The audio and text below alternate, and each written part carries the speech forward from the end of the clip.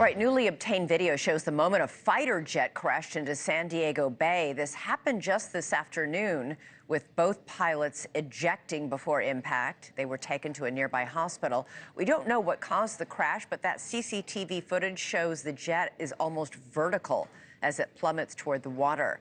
Now, that's a military plane, of course, but recent fatal accidents involving commercial planes, especially that disastrous mid-air collision between a Black Hawk helicopter and a passenger jet over Washington, D.C., this all has America's aviation safety systems under a microscope.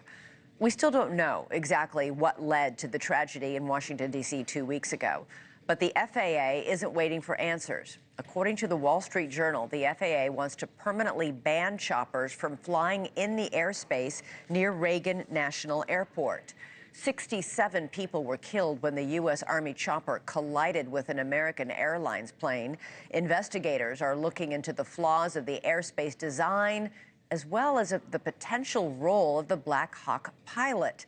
The air traffic controller is also under investigation, though it's unclear whether or not the person in the tower that night could have done anything to prevent the tragedy. Reportedly, however, there was one person doing the job of two people that night. Regardless of the outcome of the investigation, air traffic controllers were already severely understaffed. NewsNation correspondent Nancy Liu is live at the University of North Dakota in Grand Forks. And Nancy, you got an exclusive look inside one program that is training new air traffic controllers. It's a very difficult job. Absolutely, Elizabeth, and everyone here is eager to be part of the solution. You can see they are training on equipment that the FAA uses. This is just one of the pipelines aimed at filling the void. A shortage of air traffic controllers that's been worsening for years. With a deadly collision and multiple close calls in just the past month, this pipeline of new talent can't move fast enough.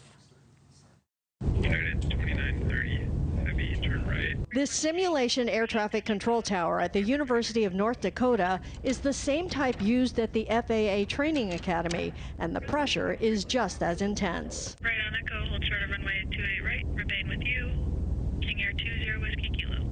Normally on a shift, you probably have more lives in your hands than a doctor will ever have in their entire career. UND is one of 4 schools offering a new enhanced program, a direct pipeline to the FAA to help feed the desperate demand for air traffic controllers. It's a shortfall that has more than 90% of America's towers understaffed. While the official cause of the deadly collision between an Army Black Hawk and a regional American jet remains under investigation, a staffing issue may be a factor. One air traffic controller handling 2 jobs that night, monitoring both helicopters and planes. And there are almost daily close calls. The FAA faulted a controller for this near collision in Syracuse last year, and this December incident at LAX remains under investigation. Stop. It's not just understaffed towers at issue. The FAA has been working on a plan to modernize air traffic control technology since 2004. It's a potpourri of technology. We have some very old technology and we have very new technology. It takes a long time, especially with an agency as large, with this air system as big as the United States. A new concern for the entire system is the Department of Government Efficiency.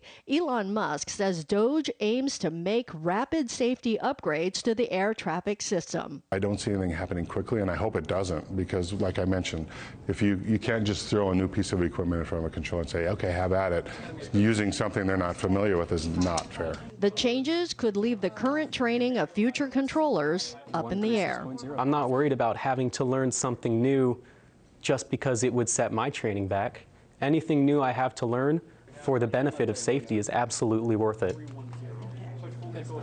Now, the FAA Academy in Oklahoma has a pass rate of about 60%, and of that, only 50% are able to actually make a career of it. Last year, we did add 1,800 new controllers to the system, but Elizabeth, the shortfall is still nearly 4,000. Wow. Elizabeth? All right, Nancy Liu, fascinating story. Thank you so much. Thanks so much for watching. Go to joinnn.com to find NewsNation on your television provider.